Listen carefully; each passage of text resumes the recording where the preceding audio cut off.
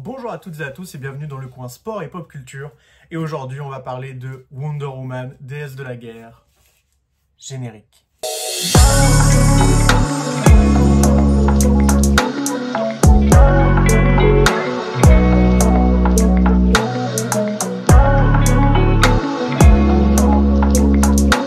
Alors Wonder Woman, déesse de la guerre, c'est quoi? C'est tout simplement en fait un run dans l'histoire de Wonder Woman qui suit le Wonder Woman New 52 de Brian Azzarello et Cliff Chiang qui ont fait les premiers épisodes de Wonder Woman quand ça a été rebooté dans les années 2010 et dont je vous parlerai probablement une prochaine fois parce qu'aujourd'hui j'ai vraiment envie de vous parler de ce run là pour plusieurs raisons. Déjà d'une part parce que le run de David Finch et de Meredith Finch, parce que du coup c'est un couple qui a fait ce run là, bah, il n'est pas beaucoup mis en avant, il n'est pas beaucoup chroniqué. Il faut même dire qu'en général, quand j'ai des échos dessus, c'est des échos relativement négatifs.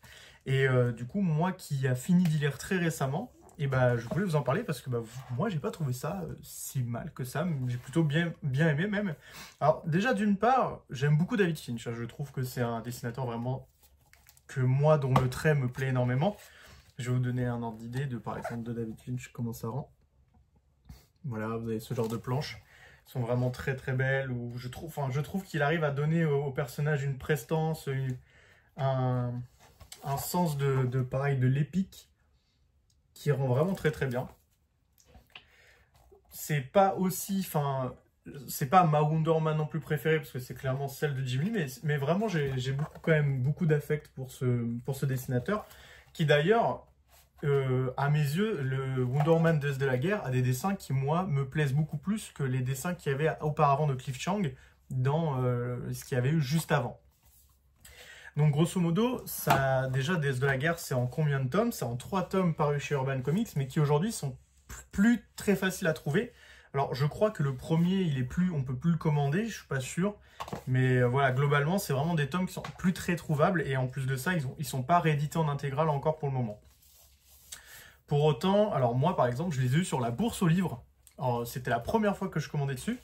Et je les ai eus pour 8 ou 7 euros chacun. Ce qui vraiment me ramenait les 3 tomes à 21 euros, alors qu'il me semble que c'est le prix juste du tome 2. Donc c'est vraiment top. Surtout que c'était vraiment en bon état. Donc bah écoutez, j'aime pas dire ouais je vous conseille parce que ça fonctionne bien. C'est pas parce que pour moi ça a bien fonctionné, que tout est arrivé, que c'était en bon état, que c'est tout le temps bien. Mais en tout cas, moi la bourse aux livres, j'ai trouvé ça sympathique, en tout cas pour ces comics là. Donc, des Wonder Woman déesse de la guerre, ça raconte quoi? Bah, ça suit les événements précédents qu'il y avait eu, donc où en gros, il y avait un Zeus qui était parti de l'Olympe, et il y avait un bébé que Hera voulait à tout prix tuer parce que c'était un bébé que Zeus avait fait avec une mortelle, et Hera, qui est très jalouse, elle voulait pas que le bébé vive. Et de fil en aiguille, il va se passer quelque chose. Et pour arriver au statu quo, ça fait un peu un spoil. Donc si vous voulez pas être spoilé, arrêtez-vous là. Mais grosso modo, le bébé, c'était une sorte de réincarnation de Zeus au final, à la fin du run précédent. Donc on récupère Wonder Woman dans Déesse de la guerre, qui du coup jouit du nouveau statut de Déesse de la guerre, parce que Ares est décédé dans le run précédent aussi. Et elle va devoir faire face à plusieurs problèmes dans sa vie. C'est-à-dire que plein de choses sont arrivées auparavant, elle est devenue une déesse de la guerre, Zeus c'est un bébé, et en plus de ça, sa mère, donc normalement vous savez qu'elle a une mère amazone qui était la reine, bah, elle est également décédée. Donc celle qui devient à la fois Wonder Woman sur le monde des humains, la déesse de la guerre, et en plus de ça, elle est la reine des Amazones.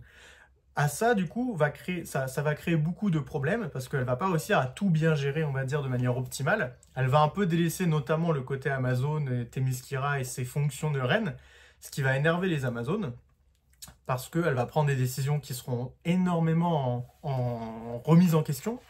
Ce qui est cool, parce que du coup, ça nous permet de voir que l'île de Themyscira, c'est pas une île où tout va bien, où il n'y a pas de dissension politique ou de dissension morale entre que des femmes parfaites qui penseraient tout le temps tout de manière gentille et bien.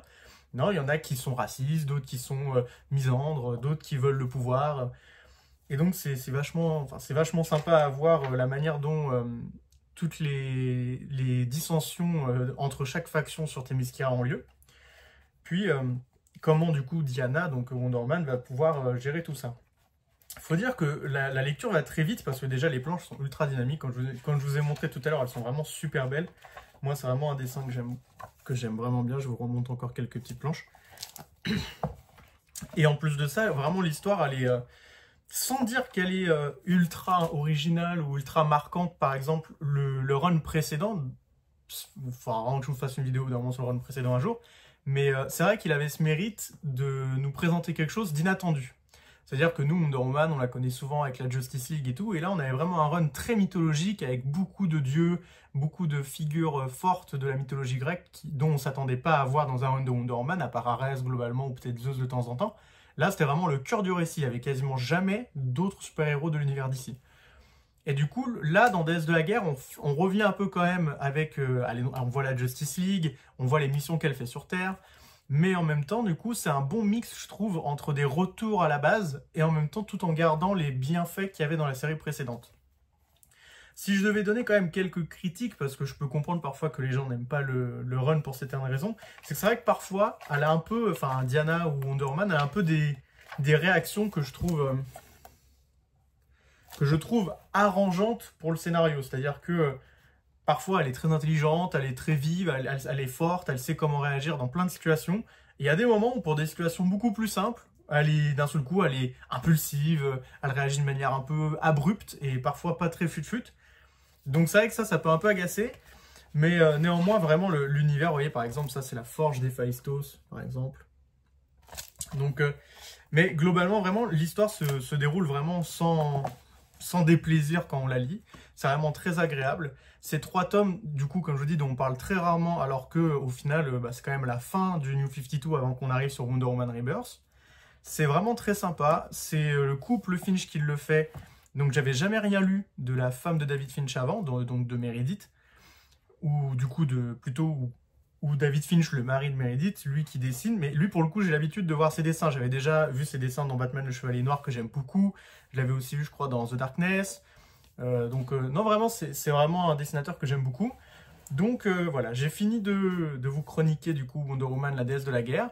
J'espère que ça vous aura plu. N'hésitez pas à dire si vous l'avez déjà lu ou pas. Si vous l'avez déjà lu, est-ce que vous aussi, vous êtes comme moi et vous ne trouvez pas ça horrible, comme beaucoup de gens peuvent le dire parfois quand je vois des réseaux sociaux? Ou par exemple sur League of Comics Geek, qui est une application de comics américain, pour voir la VO, les checker en direct, les sorties chaque mois. Quand je lis parfois les reviews, les gens ils trouvent ça horrible, alors que vraiment, ou alors c'est peut-être moi, j'ai des goûts nuls, hein, c'est possible, hein. Mais moi j'ai trouvé ça vraiment très sympa à lire. Donc voilà, en tout cas, merci de m'avoir écouté. Lisez des comics, lisez des mangas, des bandes dessinées. Je vous souhaite de passer une bonne journée, une bonne matinée ou une bonne après-midi, quoi qu'il arrive. Passez une bonne journée. Tchuss!